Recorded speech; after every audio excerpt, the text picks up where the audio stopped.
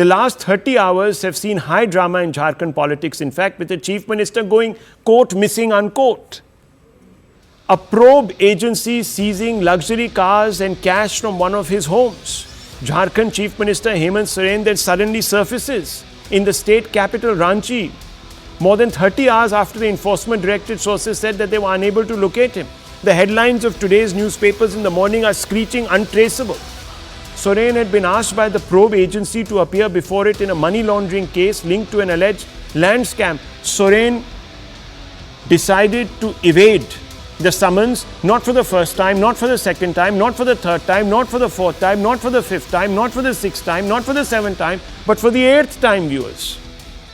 36 lakh cash and 2 BMW cars have been seized, while the ED claims incriminating documents have been recovered from Soren's residence. Soren has hit back at the ED, accusing it of conducting a witch hunt, clear political agenda to disrupt state government's work, he says. Insistence on recording statements reeks of malice, he claims. ED summons are vexatious and abuse of power. ED is conducting an illegal and roving probe into my assets. The India bloc has jumped to issue a clean chit to Soren. Listen in, viewers. तानाशाही की पराकाष्ठा, एक चुनी हुई सरकार, एक चुने हुए मुख्यमंत्री को इस तरह प्रताड़ित करना, आदिवासी होना गुनाह है क्या? We all know that Mr. Modi and Amit Shah are misusing the ED, and they are making the ED an organization which has a great reputation 10 years before, or has become henchman only now, and a tribal chief minister is being insulted like this by BJP. देखिए, ये तो चल ही रहा है पूरे देश में। सभी जो बीजेपी के नीतियों का विरोध कर रहे हैं, सभी विपक्षी नेताओं को परेशान किया जा रहा है। भगवान राम लला का प्राण प्रतिष्ठा हो गया, उससे भी अब उनको डर सता रहा है कि वो भी काम नहीं आएंगे। तो चुनाव जीतने के लिए विपक्षी नेताओं को परेशान करो, ये तो हद हो गई ना। Viewers, the saga raises some important questions that need to be posed tonight to both sides in the interest of balance. You always get balance along with the hard facts. The first big question is in India's clean chit to Soren before ED completes probe arrogant disregard for process. Can India take high ground against BJP when it shares power with 5 times convicted Lalu in the state of Bihar? Can India cry foul when courts have either convicted or upheld charges against AAP, TMC and DMK ministers? And conversely, can the BJP credibly answer the charge that ED selectively probes only opposition in politicians? Isn't it true that BJP publicly accused Ajit Pawar of multi-thousand crore scam, but then made him Deputy Chief Minister of Maharashtra? Can the BJP explain why it took TDP MP YS Chaudhary into the party despite ED claiming documents recovered from him revealed 5,700 crore bank fraud? Viewers, let's open this up. Let's open this up. I want to first begin simply with Ishkaran Bhandari tonight. Ishkaran Bhandari, look, we can cut it any which way. If Mr. Soren is innocent, if the case is so outrageously fake as he claims, submit. Why run around? Why duck summons 8 times? No one else has done it. Even the Gandhis appeared before the ED. They didn't run around the world, India, Delhi, God alone knows where, disappear, so-called disappear as the ED is claimed. Why do you think he's not appearing? Rahul, let's deal with it head on. Firstly, if an ordinary citizen of this country ducked 8 summons, he would probably be in jail today.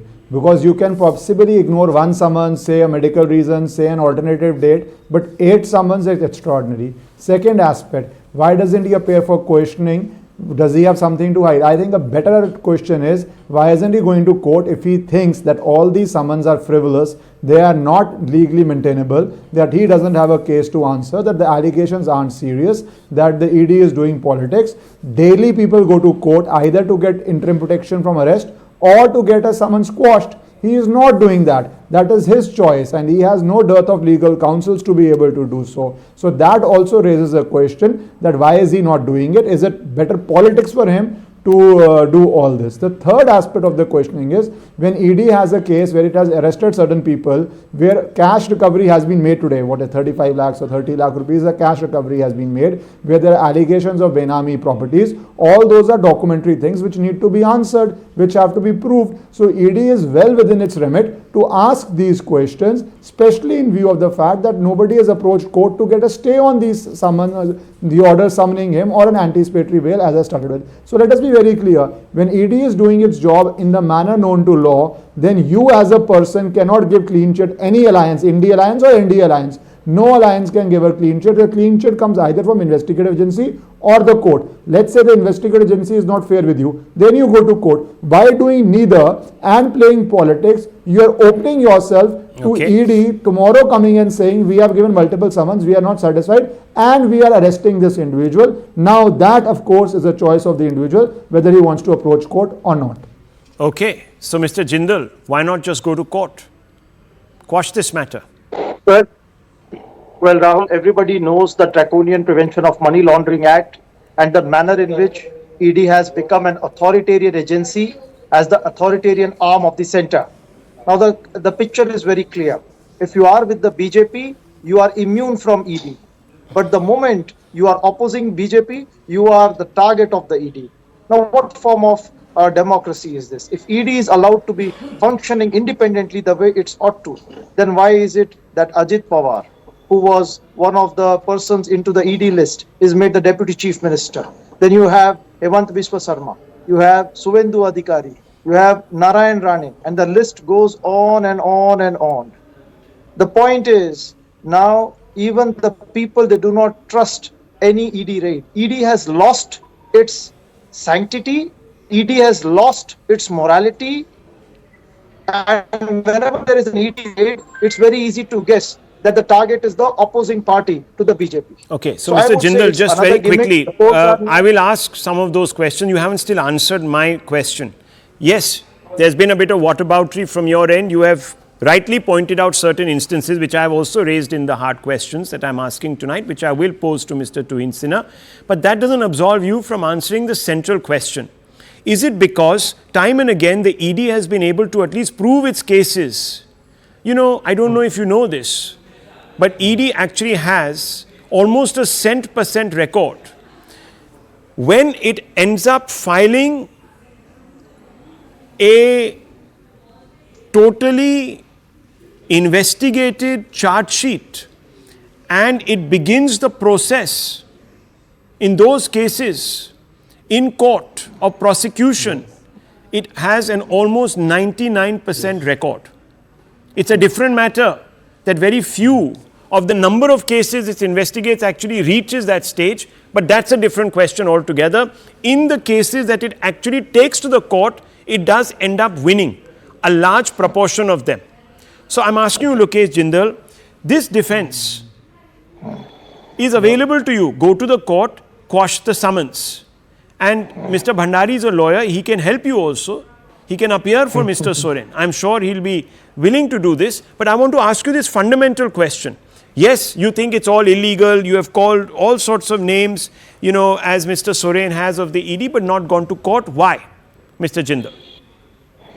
Well, Rahul, this ED raid is political in nature. No, I'm not saying that. I'm asking you, why isn't he exercising the right that he has under the law to secure benefit? If you apprehend ED arrest, why doesn't he move court? Because he's exposing the malified intent. No, you can't expose the malified intent by not going to court. Okay, Mr. Bhandari, very quickly. Mr. Bhandari, very quickly. Yes, very quickly. I want to open this up. Yes.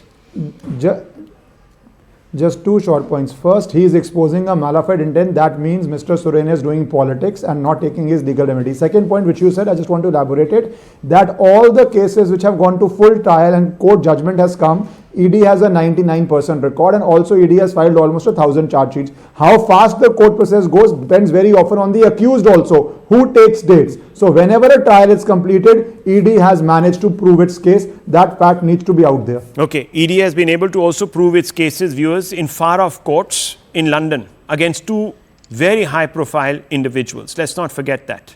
Now, I just want to say one thing, viewers, very, very quickly here.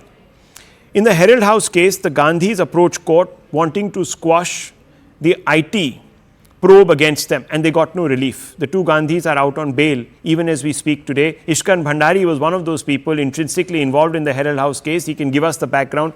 You can also contact him on Twitter and find out from him. But I want to bring in Tuhin Sinha. Tuhin Sinha, my fundamental question is, you see, the reason why today the opposition feels emboldened in taking the high ground, the moral high ground if nothing else, is because the ED has also, on paper, been proven to act selectively. Let me tell you, sir, Y.S. Chaudhary case, the ED puts out a tweet and says the man is guilty of fraud to the tune of 5,700 crores. This is on record. Yet, Mr. Y.S. Chaudhary joins the BJP. Where is that case? Apparently, his cars, his physical assets were seized. Are they back with him now? Can you explain, Mr. Sinha? Well, Rahul, you need to understand that instead of using the word selective, rather I would say that money laundering cases or cases involving complex financial No, Tuhin Sinha, I'm not talking. No. What about trade? I'm asking you a straight, direct question. No, 1 second. I'm asking you a straight. No, there is. I'll ask you this question, please.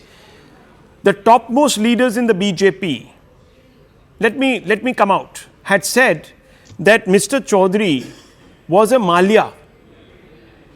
He was equated to a Mr. Malviya by GVL Narasimha Rao, no less. He's your fellow co-spokesperson.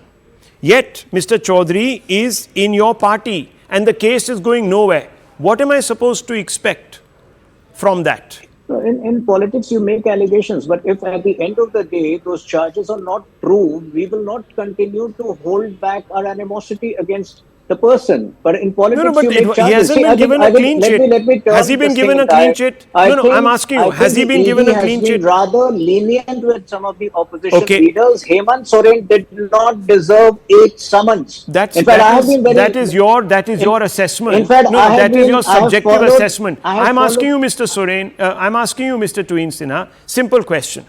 Here is a case that you said was open and shut, that the ED said was open and shut. The ED doesn't get into politics. The ED has said Mr. Y.S. Chaudhary is guilty of misappropriating 5,700 crores in a bank fraud. Yet he is sitting in your party. Why is this the case? Because like I said, there are 5,000 cases. There could be some cases. Sir, you're struggling to answer me. You're struggling to answer me. Let me ask a direct question now. Let me ask a direct question of Sanjay Jha now. Final question to you, Mr. Sanjay Jha. Let me ask you, how can you possibly take the moral high ground on corruption when Lalu continues to be and his party continues to be in alliance with the Congress despite 5 convictions? Forget about the BJP right now. I've tackled the BJP. I've asked them the straight question. We've heard Mr. Jindal also. I want you to tell me, can you stand in moral high ground today when in DMK, for example, 2 ministers, one convicted, sent to jail along with his wife, another one not being given any respite by the court in Tamil Nadu, and up there in Bihar, convicted 5 times, barred from contesting election. You are in an alliance with that party, sir? Can you explain why?